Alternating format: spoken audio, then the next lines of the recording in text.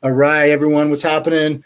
So we're just trying to mix up the days, the times, have fun, and do interviews here for you guys. Um, Tonight, I want to introduce to you a Pastor Randy Ross, who actually I met at the Kingdom Men's Gathering down in Inglewood. And the cool thing is you never would have expected he was a pastor just by the way he carried himself. He was just cool, kick back, relaxed. And I was surprised to find out he's a pastor, but then at the same time, I wasn't. And since then, I've actually befriended him via online and whatnot. And Randy actually recently gave a sermon that really kind of spoke to my heart about worship and the presence of God. And I just wanted to get him on here to share with you guys because I respect him. He's a fellow 120er as well. If I can just get you in here, Randy. All right, man. What's happening, brother? What's going on, man? How are you? Not much, dude. Hey, first and foremost, I just have to say thank you very much for taking the time to do this. And thank you for all those who are taking the time to watch and just participate and be encouraged. I like your hat, man. It's the 120, brother. Right on. So what we try to do, Randy, I explained it a little bit to you, but what we try to do is just take about 30 minutes or so just to encourage people in I guess real-time fashion. What's real people, what's really going on in their lives, and try to introduce everyone here to their fellow 120ers so they can kind of get to know them too. So if you could just start by telling us a little bit about you and your background. Well, I grew up, in a secular world, and when I grew up, it was just, motorcycles and skateboards and just everything. I grew up in a way of I didn't have a godly man in my life. I didn't have anything like that. And, my oldest brother got saved when he was 15 and I'm 8 years younger than him. So I really didn't he was like the only godly man I had in my life. And he was brand new. So it wasn't like he was anything, but, and then, I just grew up and got in the music industry and toured around with a lot of huge bands like Slipknot and, just a lot of huge bands, you know what I mean? And I was their senior drum tech and I did that for 20 some odd years. And then, in the midst of that, God really did some stuff to me. And at this church that I was going to, this was 25 years ago, and I didn't even realize what was going on with me at that particular time. And then, I fell away, and then I went back, to the music lifestyle and was, like I said, working for bands and stuff like that. And then in 2016, God got a hold of me and got a DUI, and I went to jail and got out and lost everything, lost the wife, the house, the kids, everything. And God was he was doing a major thing. I went and detoxed and God just showed, after 3 days into my detox, my brother calls me and goes, "Hey man, I got you sitting down." I said, "Of course I'm sitting down." And he's like, "Man, mom died." And my mom was my best friend. And so I emotionally broke right there. And God just showed up and said, "Man, you can either leave here and go die, or I can give you a life that's beyond your wildest dreams." And I just go, "All right, I'll get help." And that's where my walk started. Wow, man. Thank you. I really do appreciate you sharing that, bro. Now, I know that you're not just a man who's been through things. You're actually a man who has a living testimony. So if you could share with everybody real quickly about what Made Free Church is and your involvement there. So me and Pastor Dave founded Made Free Church in February. It was right before we went on this shelter in place thing. And, it's a home church. We only have like maybe 10, 11 members in the church. And it's all about the word of God. It's all about, the God of the Bible, Jesus of the Bible. It's all about worship. It's all about getting in his presence and just hearing that raw, and Pastor Dave is a senior pastor and he's a co-founder, but he just spits a word that is just amazing. I mean, he could take 2 verses and literally spend a month on them. You know what I mean? And God just really uses them in that capacity. So, we started this church. I figured, you know, it was good. We were going to get a building and all this other stuff. God's like, no, it ain't going to happen. So what happened was, you know, we went on this shelter in place and lockdown. So we just do everything online now. You know what I mean? We got a Made Free page on Facebook, and we do sermons, and we got guys coming up, and Pastor Wayne from Bread of Life Ministries is going to be doing a Tuesday on there pretty soon, which that's going to be cool. That man can spit the word, you know what I mean? And it's just, you know, it's just, we don't care how big it gets. We just want to carry the message of God and just, you know, just everything with that, you know what I'm saying? Yeah. And just to anyone watching that actually saw our interview with Odur from Nairobi, Kenya, actually, he had a heart much like yours, man. He just went out to do something and wanted to just go to work for God, not go do works for God, but just go to work for him. Yeah. And just by being, you know, humble, simple, and you know, really kind of just core church, ecclesia, old school style, he's building a church now over there. And I see that same thing happening with you. And I'm a real fan of home churches. I belong only really to home churches and several different ones, obviously. So that way it gets too easy to say yes and get in a groove. But I like to challenge myself and be involved with people. So to anyone who's out there watching this, I just really want to point out the fact that not only did Odur from Kenya, but Pastor Randy right here took what the Lord gave them and ran with it. You don't just sit and wait for something to happen. You go after it. And one of the ways of going after it is worship. And I don't want to be mistaken for deeds and works and things like that as much as, you know what I mean, really going after it in worship and going after the Lord. So Randy, you shared a verse. It was Psalms 16:11, where you tied in or made kind of to me when I heard it, was shined a light on the real connection between worship and the presence of the Lord. And I was just wondering if you could share that with us. Yeah, it's called the benefits of worship, and what it is, it's Psalms 16:11 is, you'll make known the path of life, in your presence the fullness of joy, your right hand there are pleasures forever. And the goal of the message was, you know, to understand the wonderful benefits that come with worship and spending time in God's presence, because it's actually a privilege just to be in his presence, because not a lot of people out there have the privilege to be, because they either don't believe or they have doubts, or the enemy is holding them from whatever. So it's actually a privilege to be in his presence. And that's kind of what that was the focus on.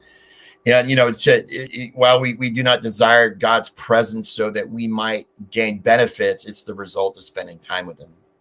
And that's the whole foundation of that. You know what I'm saying? So,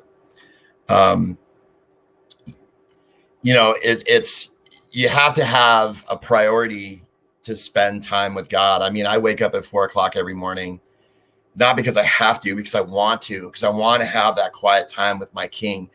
And I want to be able to get into prayer. And I want to, you know, first thing I do is, you know, before my feet hits the ground, I'm saying, good morning, God. Good morning, Jesus. I give them first fruits, man, of the day, because I think that's very, very, very important. And then my earbuds go on because everybody in my house is asleep, and boom, man, I'm listening to worship, man. And I'm getting involved and getting in his presence, because being in his presence is the main focus, the centrality of the cross, being in his presence and worshiping him, whether it's listening to worship music or listening to the word or reading his word. And worship is just very, very, very important.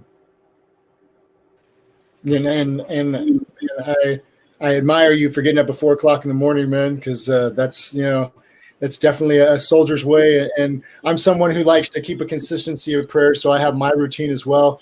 Let me just ask you kind of an off-the-cuff question real quick.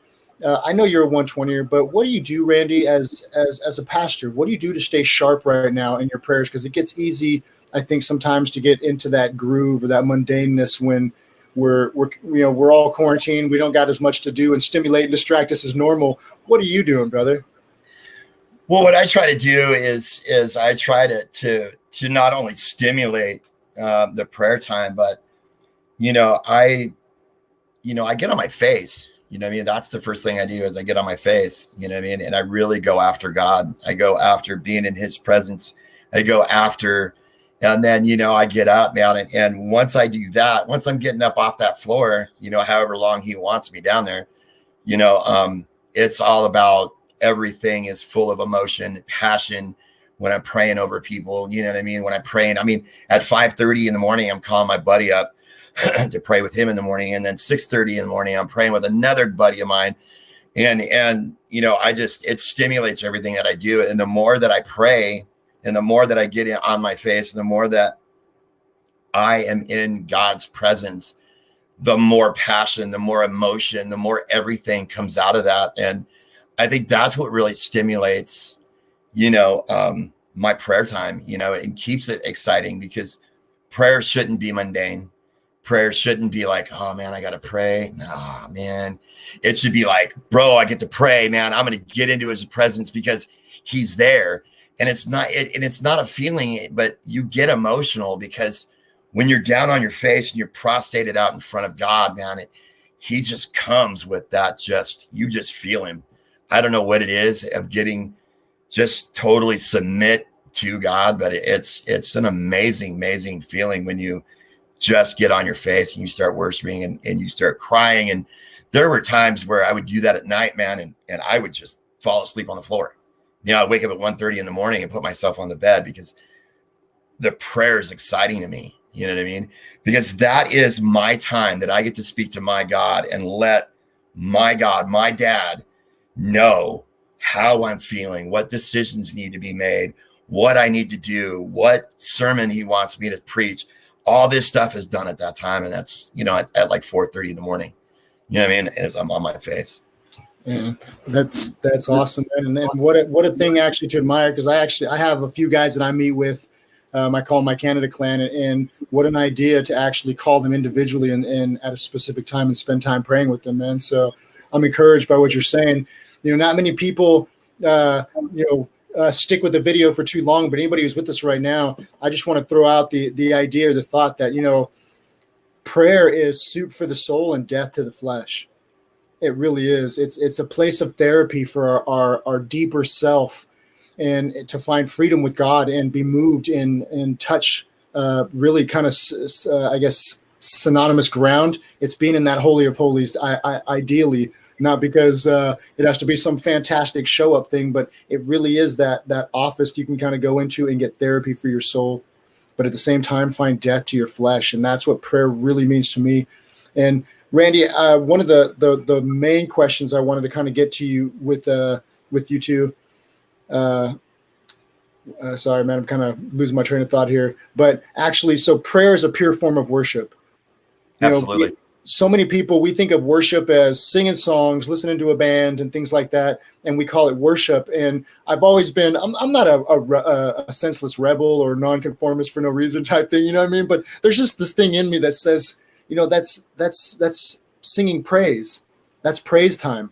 But that's not worship. Worship is something that's a totality. It's so much different than that. And I was wondering if maybe you could just share your thoughts on prayer as a pure form of worship to you, or just, you know, check me on my thoughts, man, because those are my thoughts. But I'd like to share that with you and just get your feedback. Well, I totally agree with you on that, man, because prayer is a pure form of worship. Because whether you're down on your face, down on your knees, or you're praying out loud, I pray out loud. And I believe that you pray out loud, there's something more to it. You know what I mean? So I'm on my face, and it is a pure form of worship, and it is the purest. I believe it is the purest form of worship, besides reading your word or listening to your word, or actually listening to worship music. You know what I mean? And, you know, we do things, as, you know, hey man, I got to pray, man, or I got to do this, or I got to do that. But you know what? It shouldn't be a job, man. It should be something that you need, that you have to do, because it's worshiping God. It's the purest form of worshiping God. Prayer is when you're praying and you're giving God that attention. I mean, it's not like he wants or he's yearning for your attention. Or he needs your attention. We need his attention. We need him. And that's just one of the purest things that you can ever really think about when you think of prayer. Is that fulfills everything. You want a prayer answered, go into prayer. Bible says pray. Paul talks about pray without ceasing. Okay, yeah, I'm glad you hit that, because I was actually just gonna just like, hey, let me, if I could, cut in here and ask you about this, like praying without ceasing. So hit it, bro. You're doing it. You know what I mean? And you know, that's, we need to be in constant, consistent prayer daily, every day, all day long. We need to be going to Him for everything, relational, emotional, spiritual, and physical. You know what I mean? And you know, if I go through everything, you know, I don't go, hey, you know, should I go to Taco Bell to eat, or should I go to Del Taco? I don't do that crap garbage. I usually just go where I'm hungry for it. But if I'm going to make a major decision in my life, like buying a car, buying a house, or, you know, starting a church or starting a small group or whatever it might be, you know what I mean? I'm going to go to God and say, hey, man, is this what you want? Is this what you want me to do? And if it is, then you need to open up the floodgates and make that happen. But sometimes, you know, you go into prayer and you don't hear anything, and God doesn't say nothing to you. You know what I mean? And you're just like, man, what do I do? You know what I mean? I'm not hearing from God, and that's when you just start. Anybody that's out there that's in leadership needs a prayer team. Needs to have an intercessory prayer team. Period. And if you're not in leadership, you need to have your friends be praying for you, because prayer changes everything. It changes your perception. It changes your emotions. It changes everything. And for me, man, I don't stop praying. If I'm feeling emotional about something, I pray. If I feel angry about something, I just pray. Because, I mean, I just go to Him with everything, because that's what He wants. He wants to hear from me. He already knows, but He wants to hear from me. He wants me to come to Him. That way He can change circumstances. He can change things. He can change minds. He can change certain things. You know what I mean? And that's the cool part. Yeah. Now let me ask you, praying without ceasing is something that we're, as humans, never, always, and forever just don't apply to us, because we're not that good, right? That's what I always tell my wife. If I ever use the words always, never, and forever, I mean, just kind of pinch me then, because I'm lying. Yeah. But to build in consistency, to have a life where you're praying without ceasing, how do you feel about 120 and how it's actually helped you in your prayer life, or what you've gotten out of it? Well, I've gone through a huge breakup, relational breakup. And, I just found out today she's moving out and stuff like that. And which is kind of sad, you know what I mean? But it is what it is, man. She needs to do what she needs to do. Right. So, that slung me into a prayer cycle, even just being raw and everything on 120, you know what I mean? Hey, pray for this. Hey, this is what this is the emotionals that I'm going through. Hey, I need prayer for this. Or, sending out, hey, I'm going to be on here doing this. We're going to do a fast, or we're going to do this, or we're going to do that. And it's changed my whole concept of everything, because, prayer just became my everything. It's just, you know what I mean? So using, the 120 prayer app, man, it's just been amazing. You know what I mean? Because it's like, I have a group of people other than my ancestry prayer team to pray for me. And that's awesome. You know what I mean? Because you have 120, and then, you have this challenge, this big challenge where you pray like 4 or 5 times a day. And then you have just a general challenge where you just pray once a day at 120. And when I see that thing hit up, it doesn't matter what I'm doing, I'm praying. You know what I mean? And it's just awesome, because it just gets you into that motion of praying and praying and praying, and into that motion of what Paul talks about is praying without ceasing. You know what I mean? And having that door consistently open to God, it's just amazing. Yeah, I agree, man. And I'm kind of someone who looks at prayer as layers. There's prayer, there's worship prayer, there's reasoning prayer, there's meditative, kind of presence prayer. There's different types of prayer that actually we can practice. And so actually right now it is 6:20, at the 20th of the hour, we stop and pray. And we got a couple guys that are all day during the daylight hours and whatnot. So Randy, would you be willing to basically just leave us with the prayer and a blessing at this time? Yes. And then we'll wrap it up, man. Yeah. Heavenly Father, we just come before you, and we just want to thank you. Just want to thank you for 120 Army. We want to thank you for just what you're doing in America and just shaking it up and just having that time that we shelter in place and get close to you, and getting that time and getting just close to you, Lord, and just worship and prayer and just everything that you're calling your people to do, and just to stand out and be that light amongst the darkness, Lord. I just lift up 120 Army and this app to you, Lord, and I just ask that you build it. You build it. You bring the people on, Lord, and you just have your way with Brother Aaron, and you just have your way with everybody involved in this app, Lord, and Made Free and myself will continue to be supportive and continue to just to be on there and praying for others, Lord. We just want to thank you, and we want to worship you in Jesus' mighty, mighty name. Amen. Amen. Hey, man, thank you so very much for your time. I appreciate your thoughts. As you know, 120 years to anybody watching, hey, if you want to share your testimony, please contact us. If you have a prayer testimony or something you want to share, please contact us. We want to hear. This is 120 Army as all of us. And that's what encourages other. And you never know when your story might be the one story, or you might have the one sentence that somebody really needed to hear that changed their whole life. So don't be afraid. Randy, thank you so very much, man. Of course, we'll stay in touch. Just hang on here as we end this, and we'll get you going. All right. So everyone, thank you so very much for taking the time. Hope you're enjoying these interviews. Continue to join us. Tomorrow we'll have another one, Pastor Rob Hutton from the Word Church in Fresno.